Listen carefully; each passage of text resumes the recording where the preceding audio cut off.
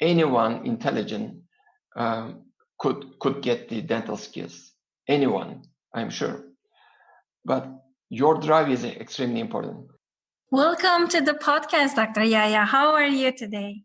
I'm very well, Anna. Good to see you again. I'm so excited to see you here today. So let's start. If you can go through a bit about your background, who you are, what you do, your role, your industry, and also a bit about something that nobody would assume about you, something unexpected that people usually don't guess about you. All right. I'm dentist, specialist in orthodontics. I've been working on orthodontics for 36 years, and my practice is limited with orthodontics only. And I'm the founder of my clinic, Dr Tosun Dental Clinic in Jumeira area in Dubai. So in the clinic, we have a team, one implantologist, surgeon, and one root canal specialist. So pretty much we are covering everything in terms of dentistry. And we are pretty much new. So it's been almost 3 years in our clinic.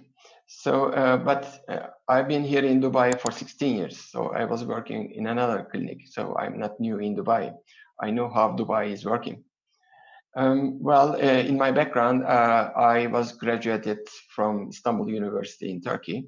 I'm originally from Turkey. And after my graduation, I started my orthodontic specialty. I got my PhD in Aging University in my hometown in Izmir. And then I started my career over there. So I worked approximately 20 years in the same university, like as a teacher, researcher, and clinician. So in the meantime, after a certain time, I became associate professor, and I was entitled to start a part-time job as well. So I started my own clinic. It was tough days, obviously, and two at a time. One is faculty, being teacher and researcher and clinician, and the other side was more private work. And after 20 years or so, we decided to move to Dubai with my family, with my kids, my wife. We decided it was a tough decision because we are not covered by the umbrella of an insurance, or no one invited us, actually. It was our decision because as dentists, we are not working in the companies. So we took our own decisions and risks. So after 16 years, when I see back, I made a proper decision, a good decision for myself, for my family. So I've been very happy with my kids and living in Dubai. And so here I am. And what is something unexpected that people usually don't guess easily about you? Actually, sometime in the past, I can say I was like, I don't know if you know the movie Dr. Jekyll, Mr. Hyde. Yes. So I was kind of Dr. Jekyll, Mr. Hyde personality. I was kind of doctor and kind of proper job, but on the other side, I founded and I managed a beach club, which was in my hometown on the seaside. It was seasonal job though, but it was tough job. So I had to work on it kind of 24/7. But at the same time, I had to manage my work as doctor, my clinic as doctor, my university as a teacher, as clinician again. So I manage everything at the same time. So many years I conducted both at the same time, worked both at the same time. So when I say I was managing a beach club, restaurant, bar, all these things, it is not easy. So part of my personality. Yeah, that's unexpected. Yeah. For sure, for sure. Great. Yeah. Thank you so much for sharing that with me. Sure. So, we are, as I've mentioned in our intro, we are creating series of episodes with introverts, extroverts, and ambiverts. And when I say about introvert or extrovert, what I mean is more, how do you recharge your batteries? So, how do you see yourself? How do you recharge your batteries? I am basically introvert. And I love moving, definitely. I hate sitting, procrastinating, staying in my place for a long time. It's not for me. So I love moving. In the past, I used to be kind of professional volleyball player in my high school days and university years. So I was really active on that sense. And I keep going with the same lifestyle.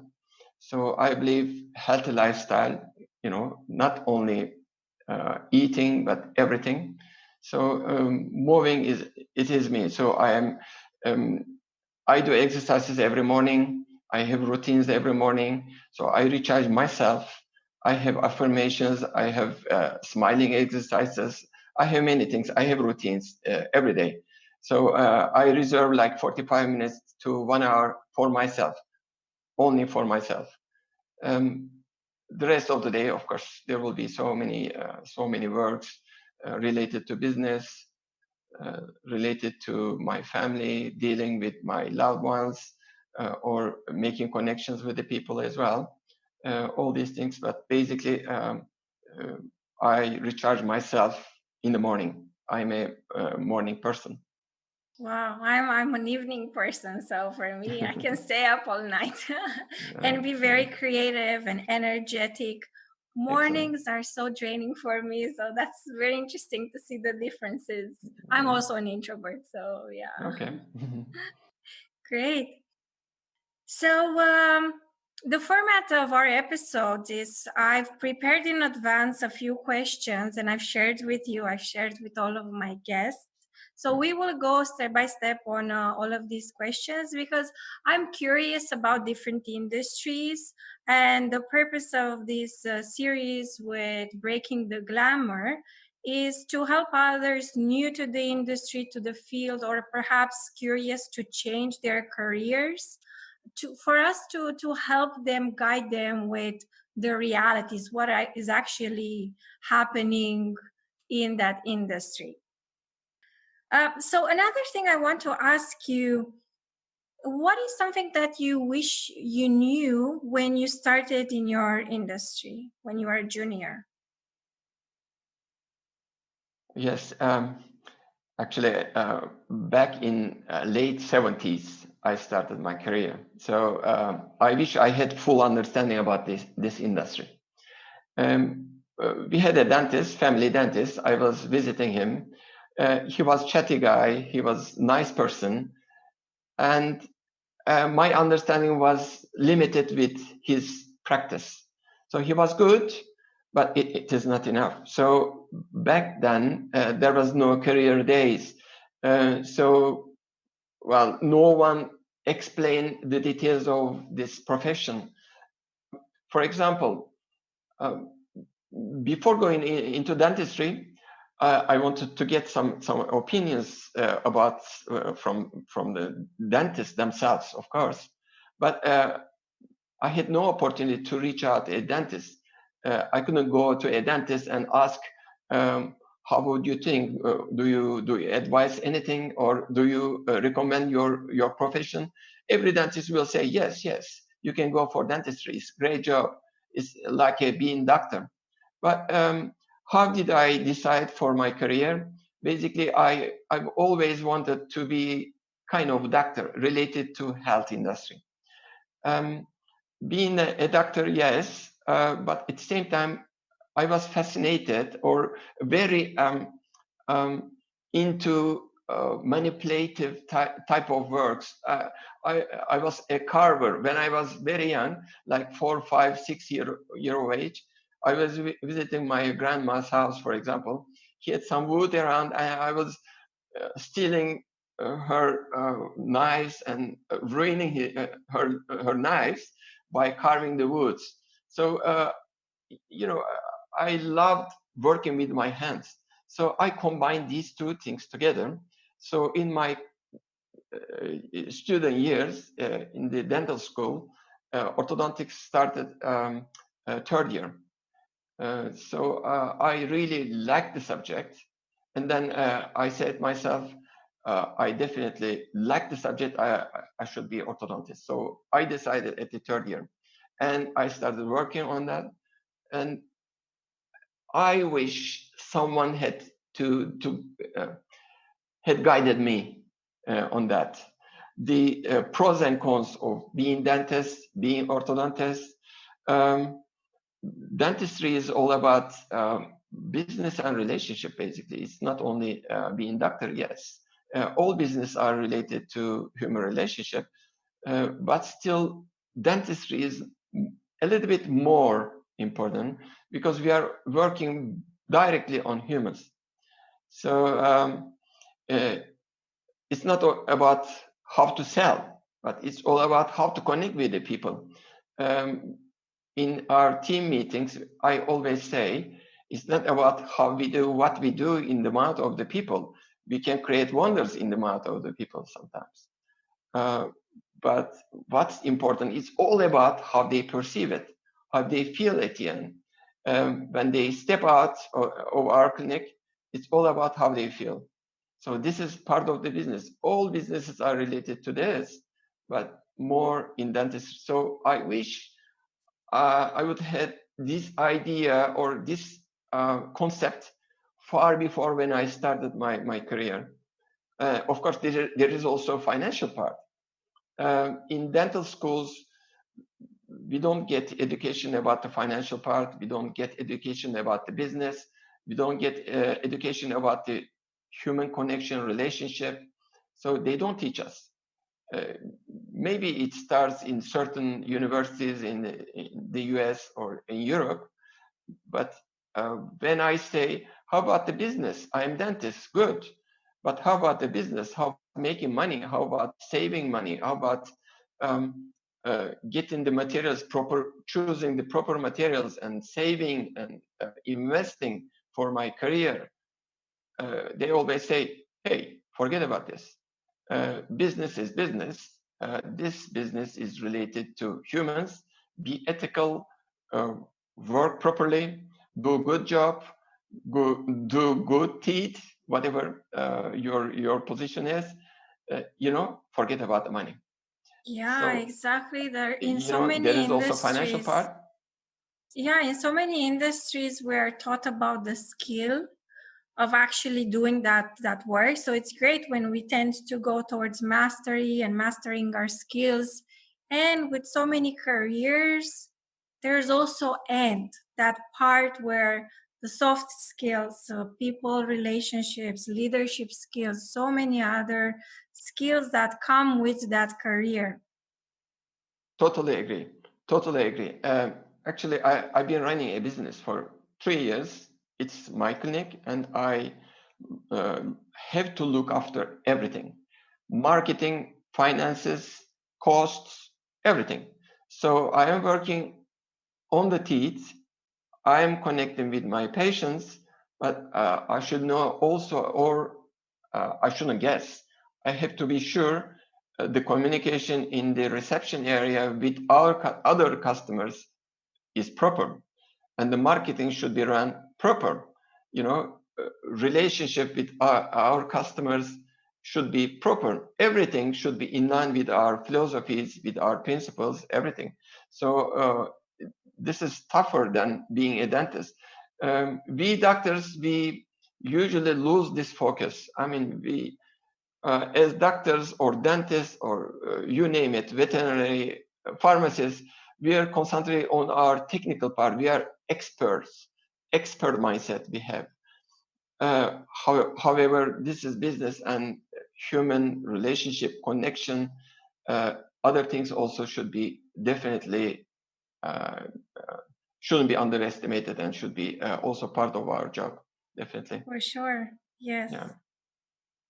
Great. So another question I have is, as young people, when we start our careers, we tend to have setbacks. I mean, like any person, we have good days and bad days. So my question for you here is, how have you dealt, if you had setbacks, how have you dealt with those setbacks? Yeah, that's and what great kept question. you going?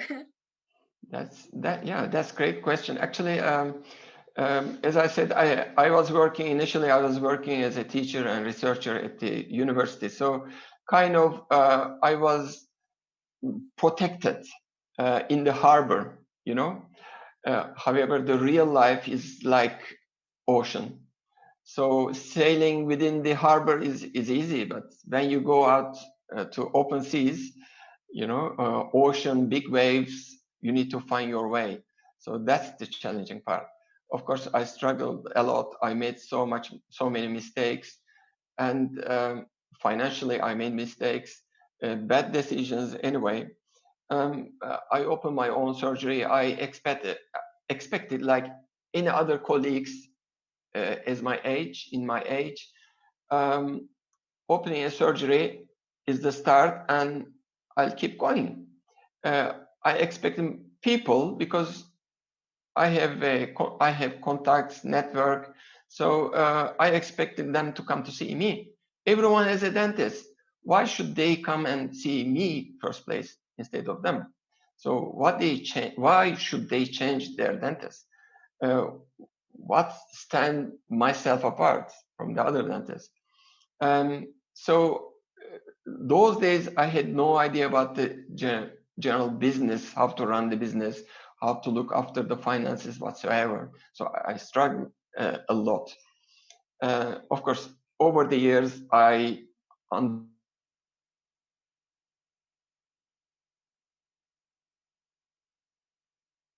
advices from experienced people as well. So I am introvert, but in those situations, I was so courageous. I congratulated myself sometimes, really, because I was so courageous. I didn't hesitate to ask questions to people, and I didn't step back. I dig deep. Why and how, and I started to hang out with certain experienced people. Not only technically, I got some information about my career. What should I do? What should I do in this case? But also about my business. What should I do? How to take care of my finances, dealing with costs, which material to choose, why, and there are so many different items, factors I need to think about. So of course, over the years, with so many mistakes, I got somewhere. I need to mention a really good book which changed my mindset, I should say. I want to mention this. E-Myth. It's a series of books by Michael Gerber. E-Myth dentist, E-Myth accountant, E-Myth whatever the career is. He is entrepreneur. I read the E-Myth dentist, so he opened my eye. Oh my God! So far I was thinking differently, and then I started implementing certain things. What was that idea that made such a difference for you? The biggest difference is expert mindset and being entrepreneur is completely different. As I said a couple of minutes ago, I am expert. I know what I do, and I'm orthodontist. And don't tell me how to straighten the teeth, right? I know, but how about the finances? How about the relationship with the customers? How about the marketing for my clinic? How about the relationship with my staff members? Not only staff members, but also other doctors. Do they follow our philosophy, or they do whatever they want to? So it should be in line with our principles, in line with our philosophy. We have certain principles in the clinic, so I don't want to go into detail, but basically this is part of the business. And is the business running well, or I do proper job in, I believe I work very well in the amount of the people, I know what I do, but this is more expert mindset. I need to deal with my business problems, Yes. deal with other setbacks related to this. So. And what was something that kept you going? You spoke a bit about some of the mistakes you made in the beginning. And what was that driver that kept you nudging to continue? At the very beginning, I mentioned something. Actually, I spend some time for myself every day. This is my kind of daily habit. I strongly believe to invest in three things in life. One is for myself, for ourselves, for our career, and for our relationship with people, our loved ones, with our friends, with our colleagues, with our network, you name it. Basically, for myself, I've been reading a lot, and I'm really interested in self-improvement books. Not only become a better dentist, better orthodontist, but better person. So I need to improve my relationship with the people. Over the years, I realized the environment we are living in is the main thing, or the relationship we are building around also builds us, make us. This is what makes us. You know, what kind of people I am connecting with, and how do I behave? I started checking myself, my words. How do I see myself? So I need to tidy up myself, my thoughts, my behaviors, my daily habits, my even, let's say, my posture, for example, my health, of course, first place. I have to be healthy to be energetic during the day. So to be able to be productive, I have to be healthy. How can I be healthy?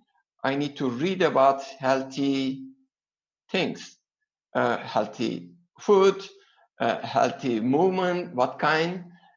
So I need to take care of my body, my health, my productivity will come later. And then, of course, my relationship, my thoughts, everything are related to each other. So I started working on myself first, tidy up myself, improve self-awareness, right? In the end exactly. of the day, without self-awareness and choosing our behavior and choosing our thoughts and raising that awareness. Yeah. Exactly. If something comes up, for example, facing a problem, everything could be a problem. If you call it a problem, it's a problem for you. It's all about perception. If this room is too bright, it could be too bright. It's a problem for you, but not for me. You know, it's all about perception. Maybe Dubai is too hot for some. For some, it's not at all. If you have back problems, for example, it heals you, so it's not a problem for me. For example, I have some back issues these days, a little bit, but you know, heat is better for me. For many, it is too hot. Well, it's all about perception. It's all about how we see things. So with this self-awareness thing, habits, every morning I have, for example, a smile exercise, or what's called in general trophy poses. By you know, there are so many TED talks I've been through, or read books about. following certain people. So they teach me a lot, all these things. So I've been thinking about how I can improve myself first, then I can improve my relationship, adopting a positive mindset, for example. Yeah, If there that's a is a great problem, mindset. how can I improve? How can I overcome this problem? There are so many ways to deal with that problem. I am kind of leading my people in the clinic. If I am kind of leader for others, I should be dealing properly, with a positive attitude, with positive words, with positive posture, with positive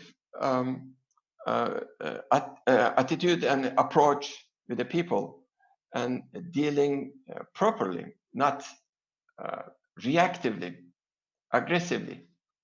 So these are all things we need to deal with during the day. Every day we have issues, but it's all about how we deal with those issues, how we see those things. That's important for me. Yes, I totally agree with you. Yeah. Awesome. So I'm curious, what's that one advice that you received when you were junior that changed a bit or changed majorly your trajectory when you started, when you were junior? As I said, well, I get advices from many people. I started connecting with godfathers of orthodontics or dentistry, or I started because I had to find a way. Of course, at the same time, I was thinking about how can I improve my career, my expertise, everything. Basically, experienced people, they say always be yourself, be authentic. Your video and audio should be in line, be honest with yourself. First place, be honest. And I adopted this. I am trying to be honest with myself first before starting being honest with others. I try not to lie. Sometimes I think on my own, am I honest with myself? Am I lying on myself? Or is it me? Is this me? Let's say I want to hire someone. Someone could be a really good expert, for example. Personality is much more important than being expert these days, because everyone is really good in what they do these days. But personality is more important. So, for example, when someone comes to see me and I interview him or her, I check the personality. Is this personality suits me? Is this me who will be dealing with this person and live with this person? For example, this relationship can be endured. Is it sustainable? For example, so I'm checking myself first, in my mind, in my soul. You can name like gut feeling. I rely on my gut feeling in the delicate decision points. So that's important. Turning points, if you call it. So these are very important. In my opinion, relying on gut feeling. This is what I learned from a good friend, but very elderly friend of mine. He's living in Switzerland. So God bless him. He taught me, you need to rely your gut feeling rather than conscience. Exactly. It's so critical to understand how the gut feeling really works and to practice. And for me, when I started really paying attention to my gut feeling, I was very young, so I was noticing some behaviors of people, and there was something off. And then I just made mental notes for myself. And then later on, where I've been proven, or like that person did something that it was evidence for me, yes, my gut feeling was right. So that's how I built my own trust. Because in the beginning, we're not taught as kids to trust ourselves, to trust. It's like the adults know everything, and we are kids are just like,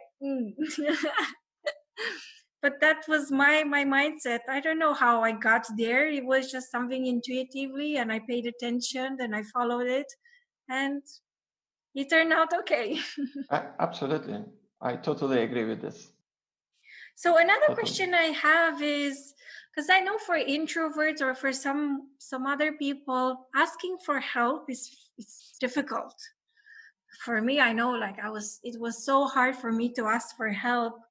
And so when you were younger, if you were to say on a scale of 1 to 10, 10 like you were like great of asking for help and 1 bad, how were you? Well, initially I was like 3, 4. I couldn't approach people. You know, when I step in a room, for example, full of strangers, I was really, I was much more introverted than now, really. I was scared of being criticized. This is what I was thinking. Now I am thinking, so what? So what? This is their opinion, of course. I can value certain critics if I rely on or I trust them, the personality, if they are sincere, if they are really thinking about me first place, or they are just raising their hands and critic for criticism. I am taking the criticism as an opinion. I am taking something from them, but still, I don't want to be reactive for that these days in my age. Yeah. Over the years, I learned this. I was much more anxious or nervous when I raise my hand and take a word, for example, in the audience. What if someone criticize me? Well, so what? These days, yeah, I can do That's it. very interesting because, like, if we don't know that's like with age and with experience, we're giving ourselves permission to be more authentic, more ourselves, and to make mistakes, say the wrong things. Because in the beginning, I was like, same, super anxious, trying to have only right answers because I didn't want to look that I said the bad things or the wrong things. And with time, I've learned that, yeah, it's okay. Even if you ask the wrong thing, it's still a learning point and you can develop yourself. Absolutely. What are some misconceptions in your industry? Well, in dentistry, there are so many misconceptions. We call them myths. Over the years, of course, every person has visited a dentist and has an idea about the general dentistry, and they have an idea about the general how dentists work. My first myth or misconception I can mention right now because it's so popular in the society these days. Fluoride toothpaste is harmful for the teeth, for the health. Not teeth, but for the health. Many people, they think it's affecting the pituitary gland in the brain, so it's affecting the health. And many moms, they say, I don't want fluoride toothpaste for my kids, for my family, so it is harmful. So it's a big myth. I've never heard it before. I've been in this industry for many, many years. I've never heard this. Of course, if it's overdosed, of course, it's going to be harmful for the health. I can compare it with like you go into the pool and there is chlorine inside of the pool. or we are carrying mobile phones. There is radiation in the mobile phones. We are putting perfume or makeup on our faces. These are also toxic for our body. So how much makeup we do, how much perfume we're putting on our body, how much we are on our mobile phone, for example. So it depends on the intensity, the frequency. So if we are using too much fluoride toothpaste all the time, or we are getting pills of the fluoride, of course it is harmful. But this is so um, low amount of fluoride in the toothpaste, so it is not harmful to me. Second myth or misconception I can mention is wisdom teeth cause crowding. It is also a big myth. I don't know who invented this, but I am orthodontist and I do only orthodontics, and I experience on all my patients, even if the wisdom teeth are missing in the mouth, it happens. This crowding happens.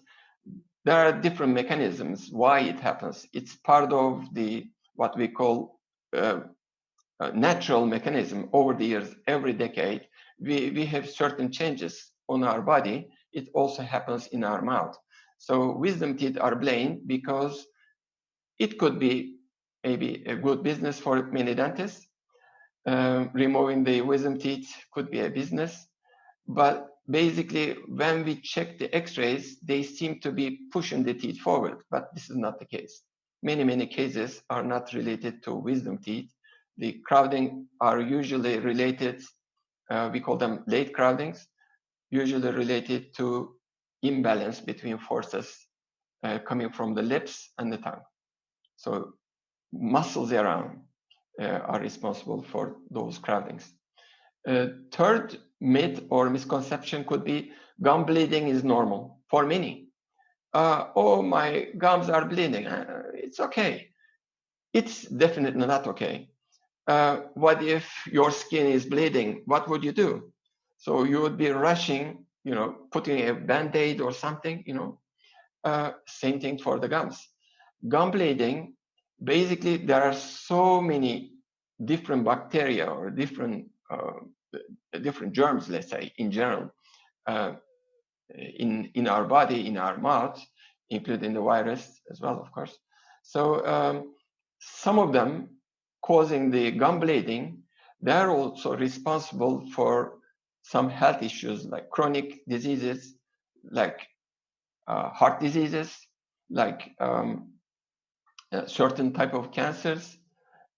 So we need to be really careful about our mouth oral hygiene as well.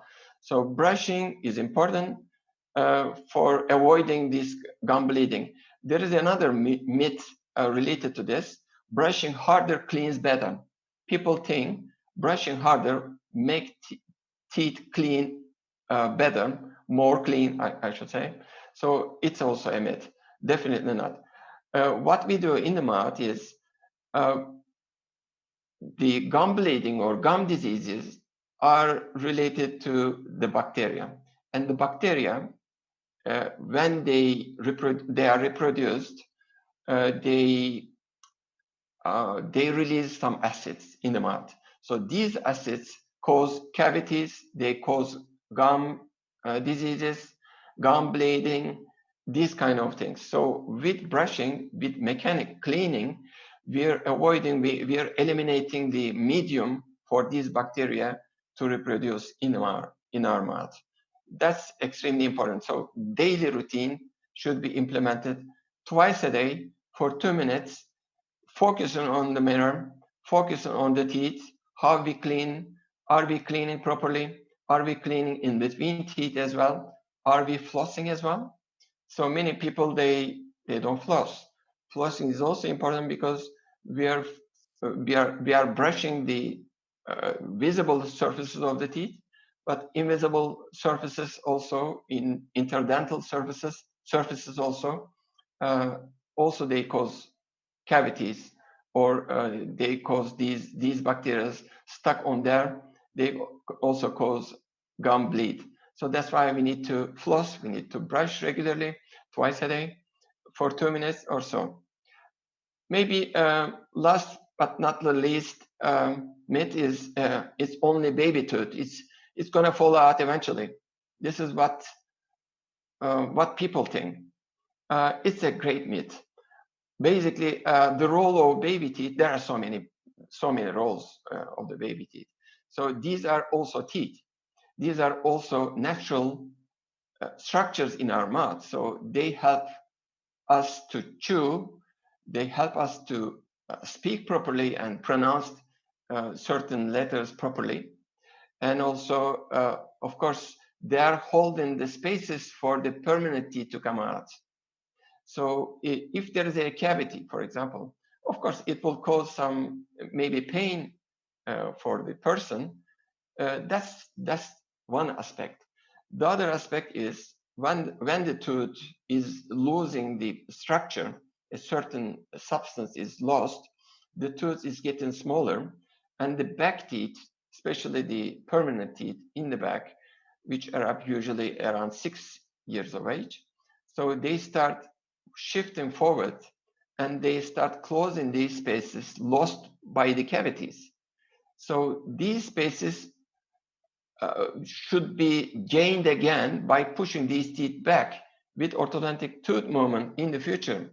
So why losing first and trying to gain again in the future by spending money, by wearing maybe braces or appliances, you name it. So prevention is the best cure for everything in the mouth. Prevention could be with brushing. Prevention could be caring the baby teeth as well, maintain the structure of the baby teeth as well, not losing the spaces where the permanent teeth will be coming out. So these are general myths, and we need to be careful about all these things.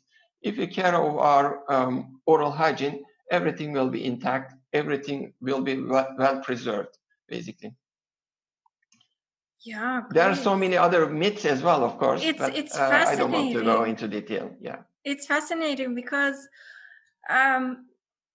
yes, it's part of our education to learn about these things about dental health, and these subjects usually are not as commonly talked about. So it's only when we have the pain that we go or we visit the dentist, right? So definitely, it's great information. That's true. Thank you so much for sharing it. Great. So what's one piece of advice you'd offer someone new now joining or looking to change their career, become an orthodontist or a dentist? Okay.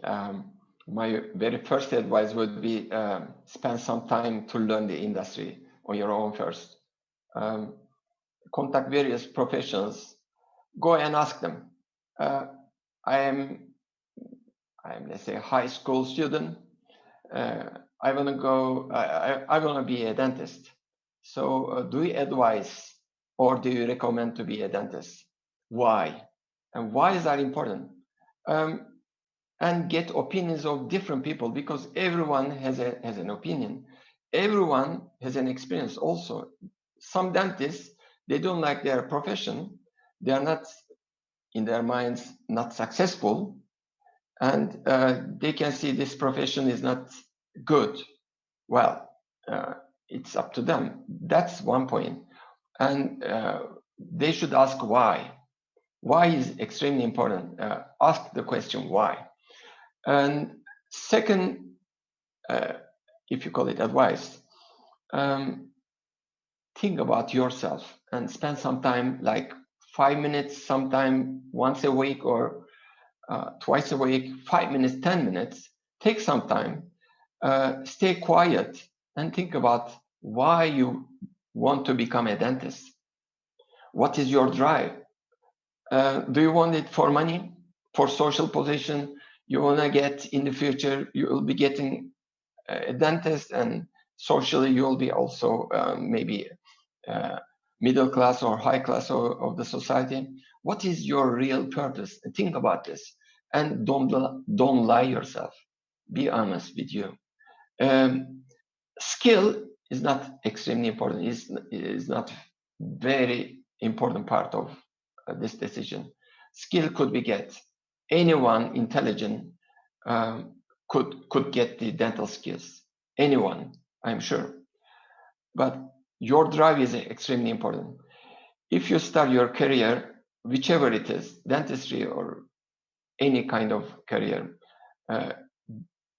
if you're starting for the money, then that's different. If you're starting with a certain passion, with certain love, I want to be this. If you want to be dentist, being dentist, of course, it involves a dental school education, and tough education, by the way. It is 5 years. If you want to be a specialist, you need to spend at least 2 more years or 3 more years, depending on the diploma program for PhD or other specialties for ortho. And so it is not easy. Nothing is easy today. So don't think about the easiness part, or will it be heavy, will it be light, doesn't matter. So are you willing to go through this? Do you really like, or do you really want this career? Why? Then everything will come much easier for you. You'll overcome all the difficulties in the future. So if you put a kind of objective in your mind, in your soul, I want to be an orthodontist. So what's next for you? What's the next years? Because like now is so much uncertainty, but what are your plans for the future? Of course, my career at the moment, not only as orthodontist, but also business owner. So I need to improve my practice in terms of business, not only in terms of finances, but also in terms of the quality of what we do and the philosophy of this clinic should be sustainable. So I'm working on my brand identity. I'm working on a sustainable system that will last forever. It may not last with me. Someone else who adopt my philosophy can carry on. Anyone who, it doesn't matter he is or she is dentist or not. If he or she is adopting our philosophy or our principles, can carry on and this ship, I can say. So so I want to improve my business these days, and to me the success is more related to connection to people rather than the money itself. Money comes later. It's all about connection. So my true objective is to connect more people and quality relationship to improve my relationship with people, quality people, making them really quality relationship and make them sustainable. I really love helping people, by the way. I've written 3 books so far. It's part of my career. By the way, I'm preparing the 4th one. So it's part of helping people. So why should I write a book? There is no financial part at all. I spend money from my pocket. This is writing book is spending money from the pocket. There is no expectation for money. Anyway, what I'm saying is, I love helping people. If I can raise someone and make him happy, see a smile on his face, her face, that makes me happy as well. So making good connections, making people happy, not only as patients, I create, let's say, beautiful smile on their faces, and when they step out of the clinic, we'd love them to have a smile on their faces, not only physically but also emotionally. They should be happy. This is our main objective.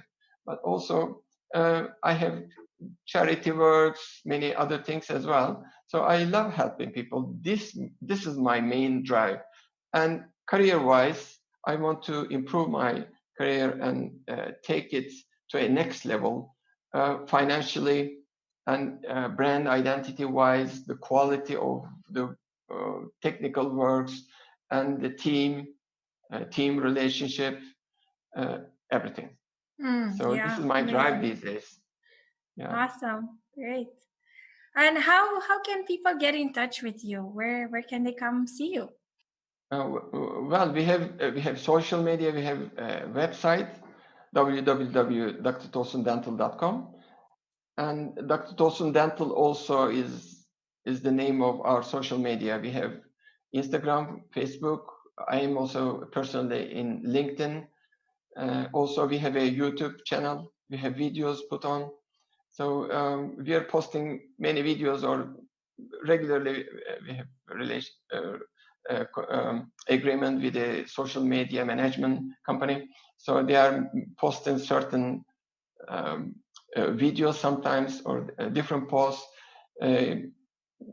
like myths. Sometimes we are also posting some myths in our social media, giving information to our network. So they can connect anytime through a website. We have a chat window. They can put any inquiry, any question. They are welcome. I'll be happy to give them an answer. Perfect. We will About share anything. We will share those details in our show notes. Well, that's it from our side. I think we've covered all of our questions. And yeah, any last words you'd like to share, wisdom thoughts you'd like to share with something that we haven't covered that you feel it's important for young people and for people looking to change careers, something important for them to know? Right. Basically, once again, maybe I'm going to repeat a similar thing. The career shouldn't start with finance first place. If you put your passion, or if you make really good connections, then you'll be financially also successful. The money will come later. Definitely. People, they will understand. Giving value first place. Focus on the value you will be giving rather than getting. Give first place, you'll get later. Definitely money will come back. So to me, I have a principle. It is a quote by Robert Bosch, the founder of Bosch Appliances Company. He says, "I'd rather lose money than trust of the customers." This is my motto. Trust is extremely important to me. And in the future, if you focus on relationship, if you focus on what your drive is, your passion, if you like the subject, you'll be successful. What is success? Is not making money. How much money will be success? Tell me. If you are fulfilled, if you are happy on what you're doing, then money will come eventually. So exactly, once you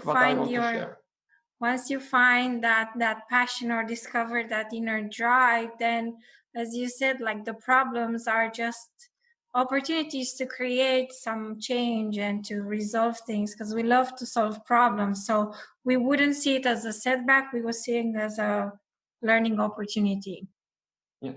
Yes, definitely. Great. Thank you so much. Thank you. I had a great time listening to you and having that conversation. Thank you so much. Thank you so much, Anna, for having me.